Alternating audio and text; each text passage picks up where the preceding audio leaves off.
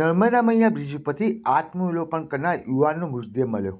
ભરૂચના લાલ બજાર વિસ્તારમાં રહેતા યુવાને નર્મદા મૈયા બ્રિજ ઉપરથી નદીમાં ઝંપલાવી આપઘાત કરી લીધો હતો. 2 દિવસ બાદ તેનો મૃતદેહ મળી આવ્યો. 2 દિવસની શોધખોળ બાદ તેનો મૃતદેહ ગોલ્ડન બ્રિજ નજીકથી મળી આવ્યો હતો. મૃતકે કયા કારણોસર આપઘાત કર્યો છે તે જાણી શકાયું નથી.